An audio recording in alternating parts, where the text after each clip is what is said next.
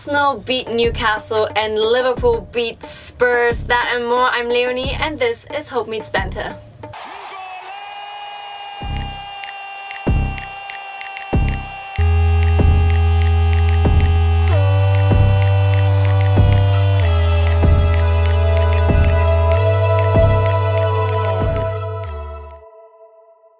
Hello guys and welcome to the show. We've got Drifty in the house, we've got Double H and we've got Devo. Nice to have you here. Loads happened this week. It's the final leg of the Premier League, right? We've got 6 weeks to go. I think these are the all-deciding 6 weeks that are going to happen. Let's talk about Arsenal beating Newcastle, right? Right, that puts them in 4th place. Somebody's smiling. Yeah. So, I mean, I would say that, Newcastle kind of dominated the game a little bit. They just didn't capitalize on things. But actually, we could argue about that, but let's not do that because I don't want to upset anyone. Here. All right, my question to you then, Drifty, I don't want to say Devo, is can they hold this place? Do you reckon they're solid 4th now? Have faith. I do think we can. I think when you look at the running and you look at the teams we have left to play, it is easier than, say, Chelsea or Man United. Tottenham have got 5 home games left of, I think, 5 out of the last 6 games at home because of what happened earlier in the season. So that's obviously massive for them. Before, I did think it would be Spurs and Chelsea to miss out. Now, I don't know. I do think we'll get it. I do think we'll get top 4. Simply because we're on form. Lacazette's on form. We've still got Aubameyang to kind of get back to what he was before. Ozil's playing. Ramsey's playing. And this is what we've been after all season. Those 4 players, they can win games.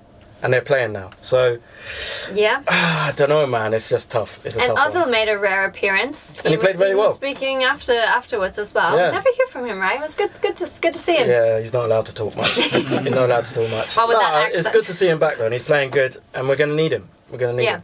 So no, for me, like I don't know what Dev is saying. Maybe it's like reverse psychology or something. Arsenal are getting top 4. That's based on. Look, I just believe that. See, that was critical, like that win against Newcastle, and I just feel that based on the Aubameyang and Lacazette is a dynamic that no other team has. So you can talk about their defense tricky, but I just feel that when you look at their running and the kind of attack that they have, and I think Emery's philosophy of I'm keeping everyone on their toes. You don't know who the lineup's going to be. You don't know who they think is going to be. I think that has actually worked for the team because I always think wait, Emery, choose your lineup. But that whole thing of will Lacazette start? Will Aubameyang start? Will they both start? What formation are we going to play? I think that actually puts teams off balance. So I just feel that as bad as that defense is, that attack is going to get goals. So I just feel based on that, I think Arsenal, they're in there. It's going to be between United, Chelsea and Tottenham trying to get that last position in my view. So just go back on Arsenal. Another thing that I think has really helped us is that he's been able to play the wing backs. Because when Ainsley was injured and obviously Bellingham's been injured, that was gone and we didn't look the same. But the wing backs really do help us. Little Miles? Yeah. He looks good. He looks good. Really so I think since he's come back, we've looked stronger, and that's if we could keep those guys fit, top 4. Yeah. Okay, but I mean it's really close there. We've got Spurs 64 points, Arsenal 63 points, Chelsea 63 points. Just Liverpool, Manchester City are way by 15, 16 points. So it's close. What do you think, Drifty? I don't know. I thought it was going to be Tottenham and Man U that would get it. Now Arsenal do look like they're in a really strong place. Chelsea got back to winning ways. Who knows? They've got the squad and the team that they could put a run together. I don't know this whole sorry they don't like it, do they? All this, but they got a team capable of putting a run together. It really is literally you can't call it. Anyone who's going to be that's what's going to happen. They're just saying it. They have no proof, no facts, no nothing. You know what I mean? This is the most tightly contested top 4 race in history. I've never known that much of a swing that the team in 6th could just end up in 3rd. Yeah. Do you know what I mean? It's crazy. No, but for me, I just feel that I just feel like there is more consistency in what Arsenal are doing. Tottenham, United and Chelsea, I don't know what's going to happen. Because those are just those 3 teams, I think they could win one time, lose another time. I just feel like if Arsenal, there is a bit more of a cohesiveness about them that the other 3 teams don't have. Hence why, again, look, anything can happen. Look, we don't want to know the future, but I just feel like I have more belief that Arsenal can be consistent. more than United. Because again, United, I mean, yeah, but so you lost twice to Wolves. Inconsistent patch for Arsenal. There was, yeah, but I think that was the injuries. Another thing that we haven't spoken about is the European fixtures. Because we've got Napoli, that's not an easy fixture. We're going to want to win that. So we can't rest players. Obviously, Spurs are in the Champions League. United, Champions League. Napoli, man. And obviously, Chelsea can rest players because they've got an easy game. So that could play into it as well. It's mad. It depends if Hazard wants to ramp up his move to Real Madrid by outperforming everyone for the rest of the season. That is bringing back the Europa League, man. That's bringing back the Europa League. What do you think that it's Emery's doing as well? That he's actually kind of pushed through now? Because I know we talked about him early in the season, and he was a bit up and down, and he was criticised quite a bit. And he's known to change a lot of things before halftime, even, right, taking plays on and off. Do you think maybe that he's kind of found his rhythm now? I think he has, especially with Ozil as well being back now. I think he has to an extent. I think the injuries haven't helped him, and now he's got back players that he can trust. I think defensively having Koscielny and Socrates next to each other has really helped. But as I said, he's gone back to the wing backs. That's worked. And he's starting to play Ramsey, Ozil, Aubameyang, like I said, those four. And Mkhitaryan's done well since he's come back as well. So he's got the attacking players. And he's started to sort out the defence a little bit. And I have to say, I have to eat my words, he's impressed me. He's done really well this season. So before I was a bit like, but I think he's done well. So what do you guys think needs to happen that they will stay in fourth? What are kind of the key points? Do you reckon no injuries, for example? Or we have to just win every game. Oh no, we have to win every game. Don't do an Arsenal.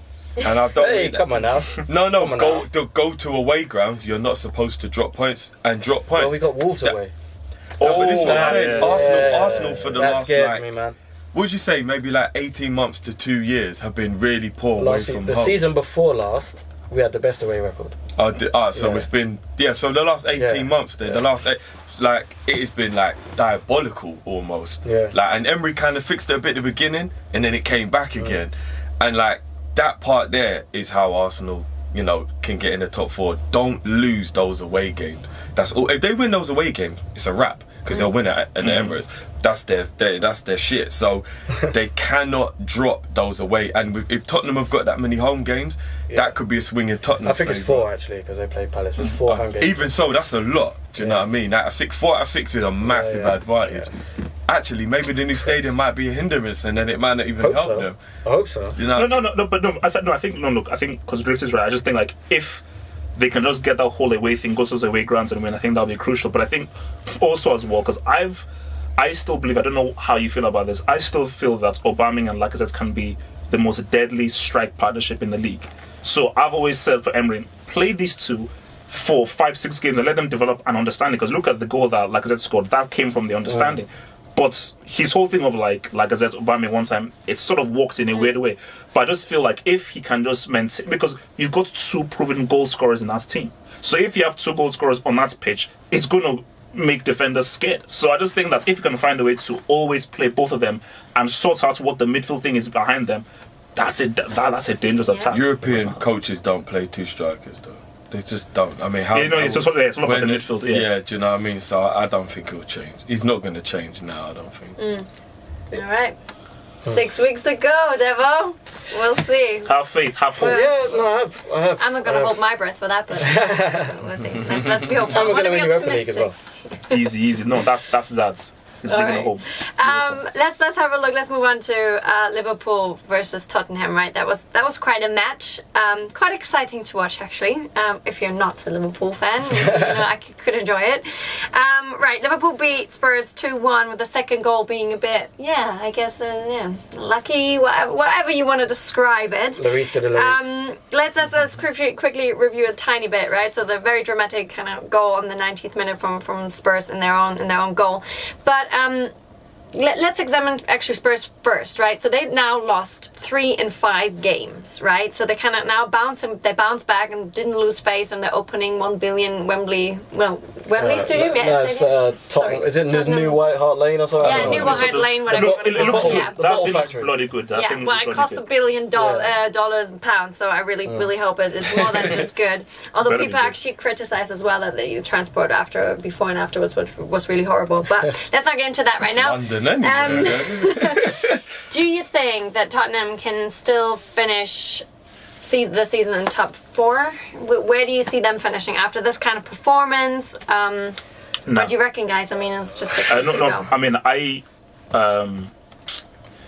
don't see them finishing top 4. Like, for me, like, again, I said that Arsenal, boom, I think they've got that thing, and it's between Tottenham, United, and Chelsea. But something just tells me that I know United have been flaky. United might just. I think Chelsea, their focus might be on the Europa League because Sarri is a psychopath, so he could just pull in Pedri in the next thingy. So I don't know for Tottenham. I don't know. I mean, just those bad run. How many home games do they have? 4, I believe.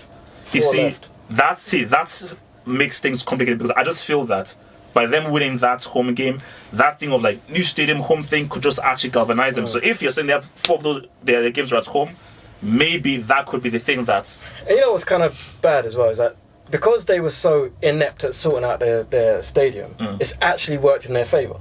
How? What do you mean? Because now they got 4 home games left. If they would have sorted themselves out at the beginning. Oh, okay, because they have to keep on switching. Because they kept delaying it, it's come out and it's in their advantage. So the most crucial time. They should have been punished for that. No one else has been allowed to play home games in 2 different stadiums. Yeah. Only Tottenham. Don't know how.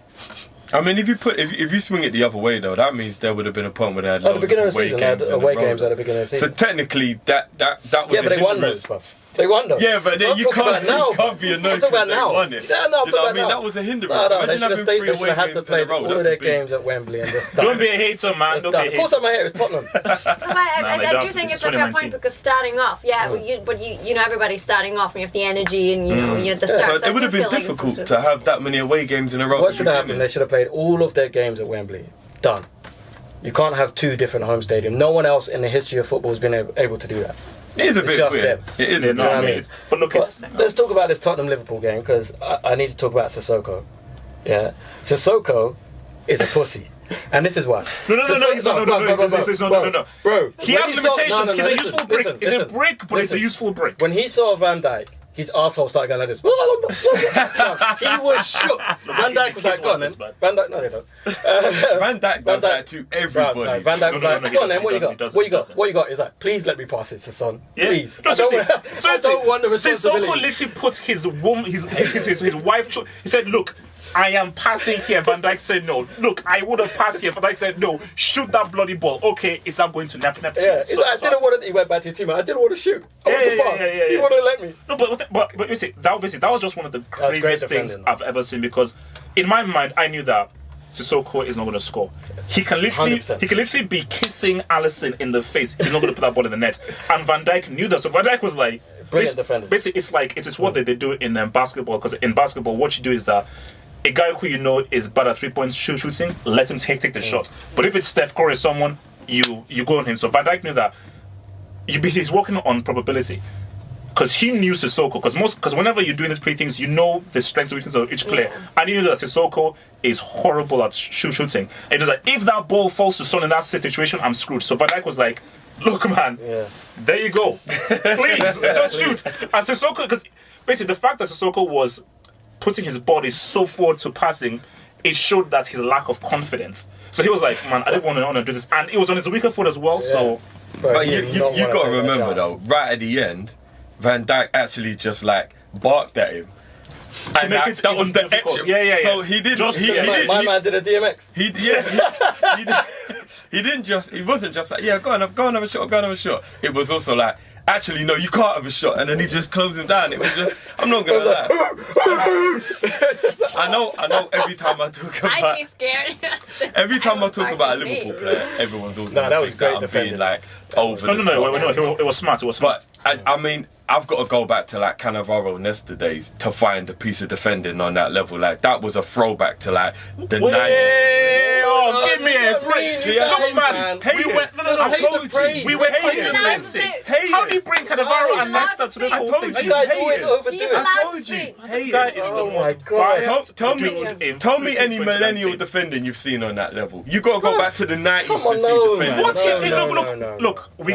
I said that it was really smart what Van Dijk did. Any defender with half a brain knows that Sissoko is bad at I'm shooting. praising you, but then I'm gonna be like, well, any defender could have done No, that. no. Any That's good what defender he said. could have Any done defender that. with half a brain. Any good defender could have done that. Okay. Any decent defender could have done Can I that. just say, Liverpool has been unbeaten at their home in the Premier League in 36 games. Yeah. That's awesome. Yeah. Oh, no, And Van yeah. Dijk is Is it the not reason. like the second longest in Premier League history or something? And Van Dijk It's is very the reason. impressive. Oh, no, Let the haters hate. No, well done. You get Let the that. haters No, but listen, That was Don't do the spectacular sarcastic defending. But okay. How do you call that? Okay, let's just break it down very simply before we move on.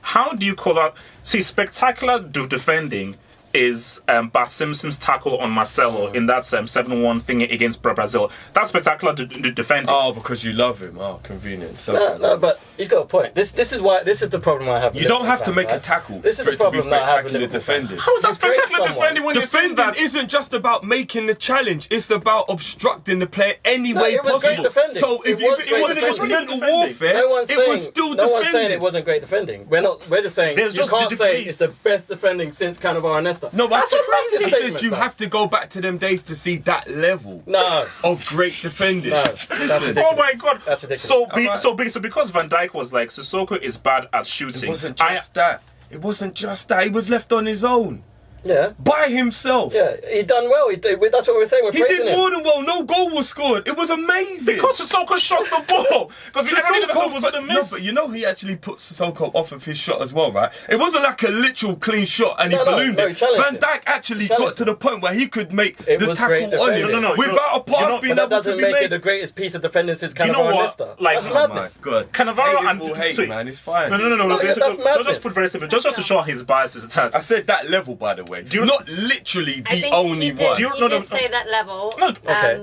just to clarify Exactly. this. But But see, Leonie, see, the issue that I have here with like what Liverpool fans do is like I hate you Liverpool. can praise a player from Liverpool, but they will just go overboard and overboard. It's like, wait a minute.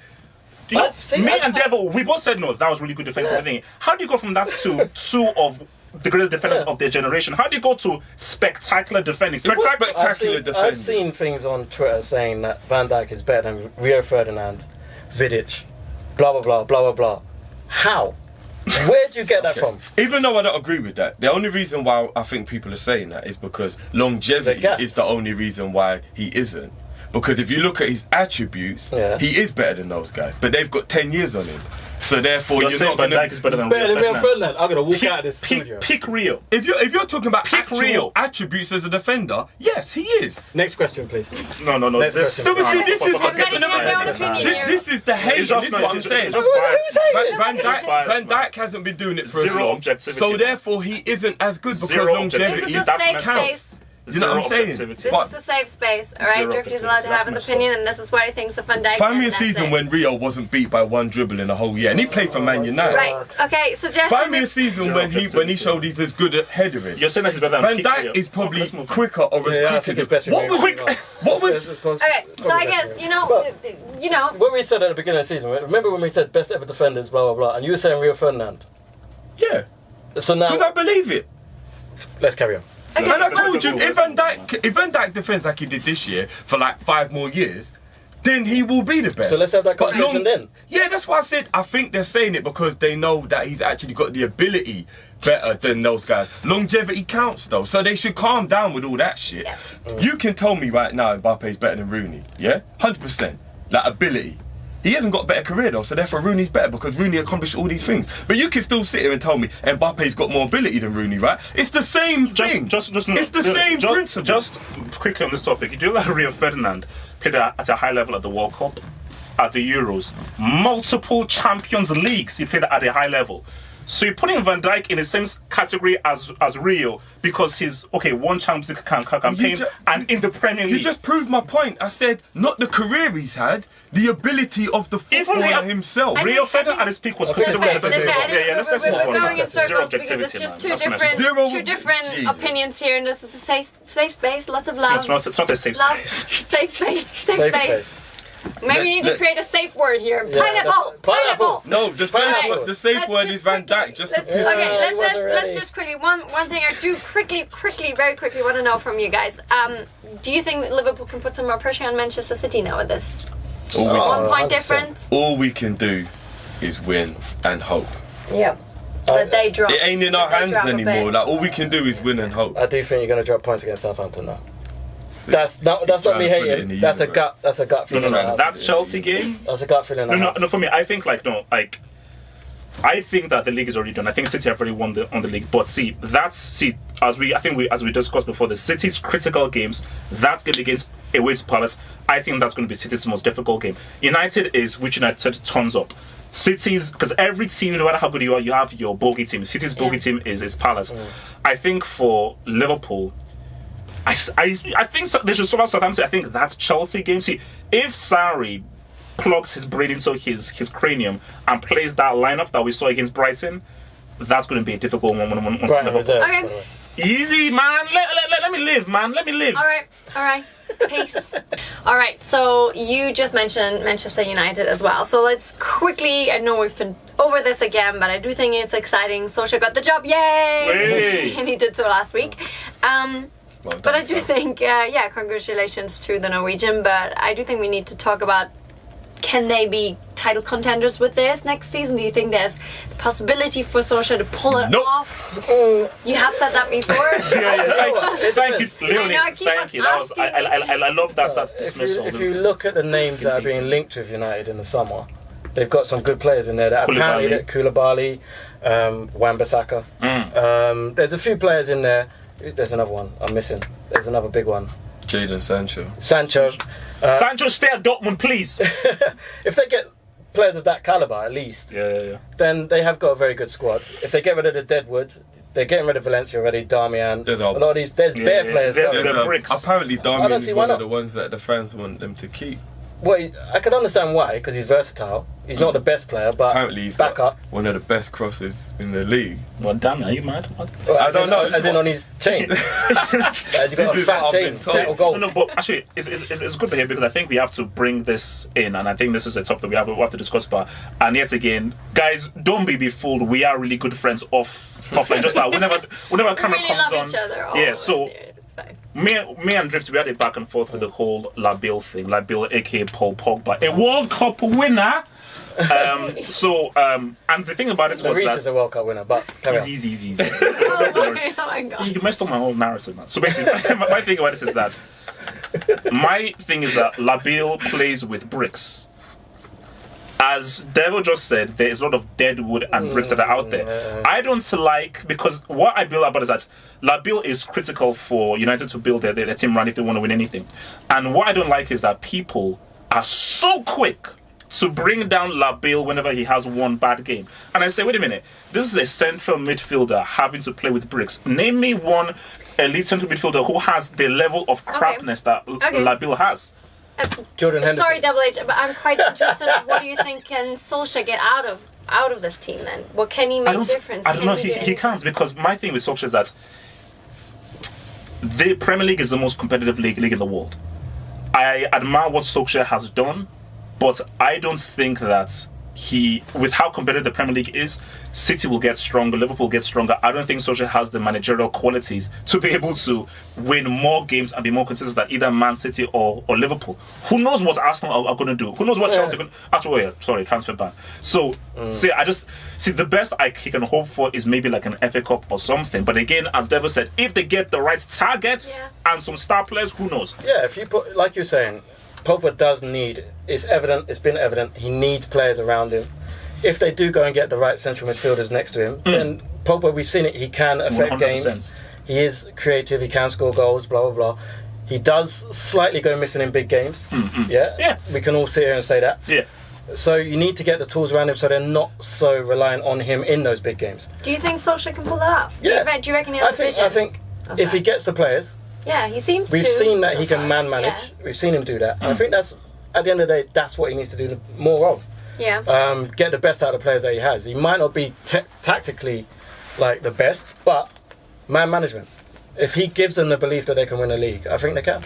Well, maybe not win it, but challenge. People deserve a chance every now and then, right? We all started somewhere. It's amazing he got the job, man.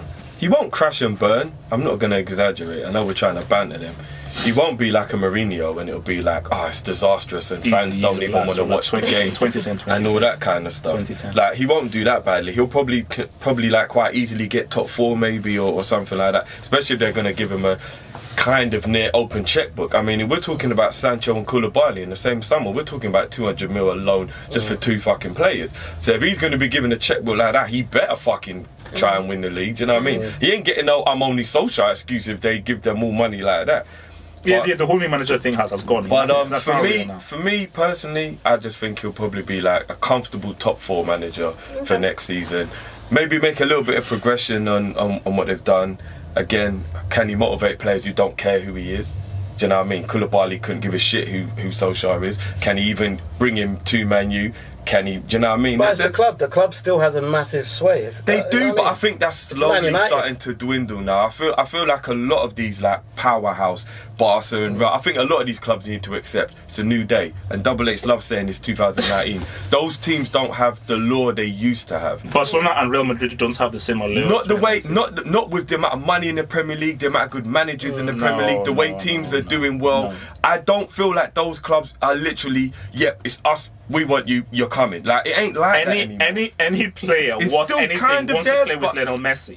Any player worth anything wants to play with the greatest European team. But you want to sit on the bench though. Do you want to not really be a part of it? Do you want your career to be if you have confidence in yourself, you could be in a team. You know what I mean? And if by that case, then Pogba, Solskjaer might not even have Pogba to do anything with, because apparently he wants to go. That's you know what I mean? And just quickly, I don't want to keep acting like I'm bashing Pogba or whatever, but you can't make the excuse that the players around him aren't as good as him, and that's why he's not performing. World-class players do it no matter who's around them. Okay. He's at Man U. He ain't at Portsmouth or Hull. He's still at Man United. To Harlow. Yeah, no offense, but he's still got the Martials and the Rashfords and players around. He ain't like working with absolute toilet footballers. Can I add something to that? Yeah, because I'm not going to give you that excuse either about Paul Pogba, because Ozil was getting slated for years, and he was surrounded by Theo Walcott and them, man. So if Ozil can get slated, you know what? I put them in the same bracket. They'll do things where you're like, nah, that was world class. Like that was, but then they don't turn up so often. Then you're like,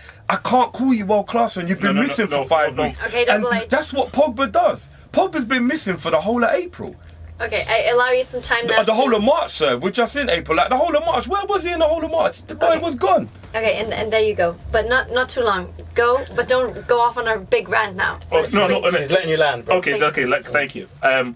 Just very briefly, when you're playing central midfield and you're surrounded by bricks who can't keep the ball and are technically very good, that puts a lot of onus on yourself. It's very different because you have to look at the role he's been given, which I don't think is the right role, and the players that he's surrounded with. Both of those things go part and parcel. Being a striker or a forward or a wide forward is very different from being a central midfielder. And we've seen Pogba has excelled when he's been with France, Kanté, Matuidi, or Juventus. Players. Okay, cool. But a lot of these world-class players have world-class talent around them. World-class talent isn't really at Man United. There you go. Okay. All right, let's move on. Double H, I'm going to stay with you now. Hey! You've been very good. Very good. Well done. Chelsea and Hazard, right? Oh. What kind of relationship is that? Is it a relationship? Is there going to be are they going to have a talk and he's going to say, it's not you, it's me? So regardless... That never happened to me, ever. So regardless where Chelsea finished this season, do you guys think that Hazard is, gonna stay at the club, or is his time is counted for coming to an end? What do you reckon? Yeah, Double H, come on, it's your club. It's your club. A little rude.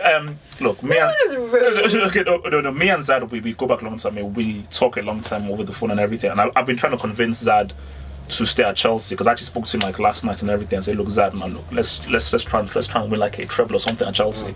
But the reality, that's the dream. The dream is the phone call, which I'm still going to call him tomorrow. And everything. Can you give me that number too, please?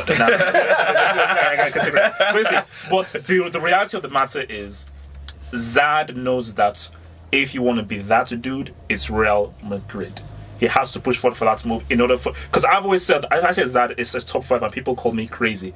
Ability-wise, his top 5, but I say you put Zad in a top team, he's easily top 5. If he push me, top 3. So don't push me.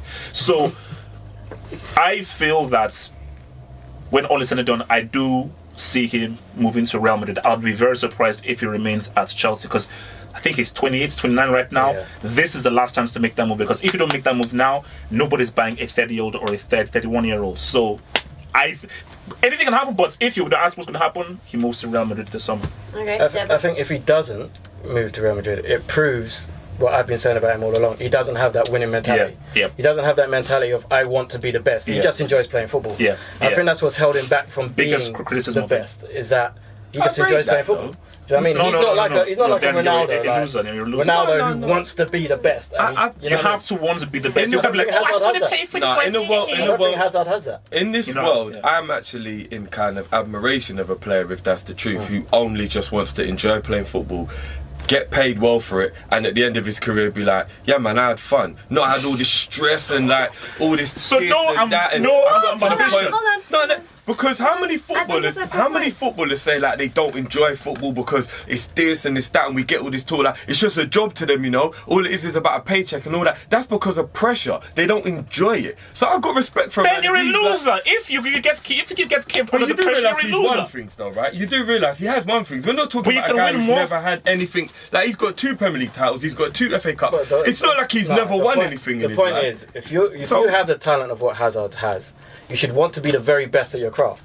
You don't play. Says who? If you're playing football, you want to be the best at what you do.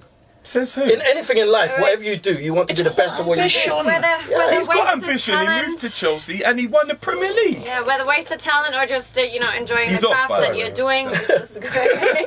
And I don't think he suits Real Madrid. I can't see him in that shirt. We'll see where he lands. Definitely exciting. 6 weeks ahead, guys. Thanks for joining us today. Do join us next week again and keep on following us on all the social media channels. We love hearing from you. Bye.